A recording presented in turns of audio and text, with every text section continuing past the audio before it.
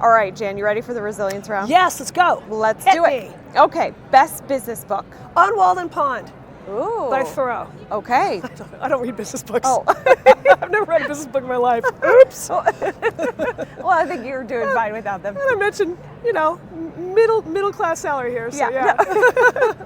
Best retail technology, like an app or software.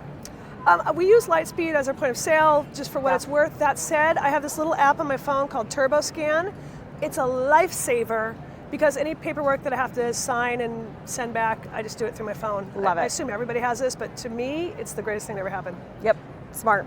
How do you keep up with the ever-changing retail landscape? I come to New York, I try to get to other shows, a few of them. I look at Instagram, I don't have TikTok. I read magazines and I listen to my customers. Yep, awesome. To help retailers be stronger, more rooted in success, what's a product curation foundational best practice? That's a good question. Well, we have two, I don't know if it's curation or just like display things.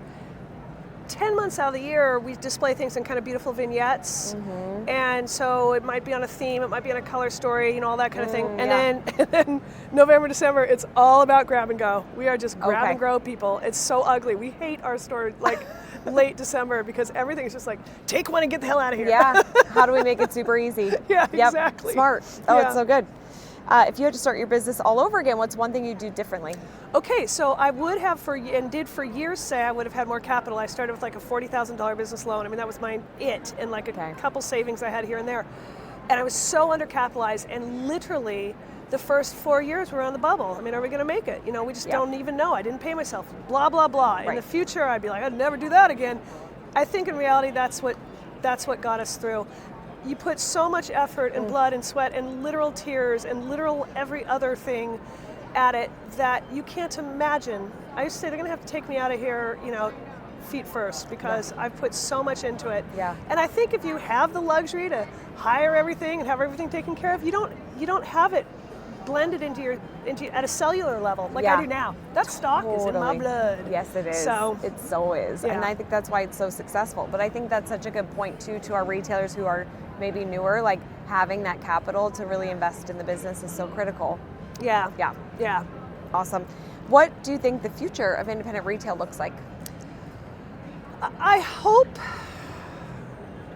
that we keep recognizing and appreciating and reinforcing the notion that independent retail, especially brick and mortar, as old-fashioned as that sounds, is so critical to cities, to their makeup, to their essence.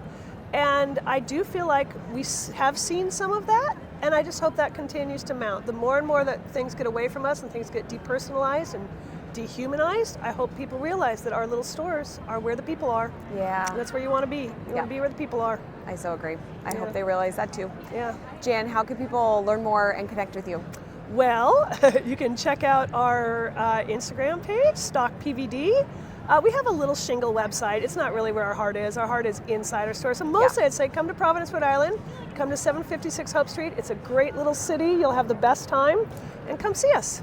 I love it. Jan, thank you for sitting down with me today. This is so fun. So good. And everyone, remember that I'm rooting for your success. Have a great week ahead. Bye.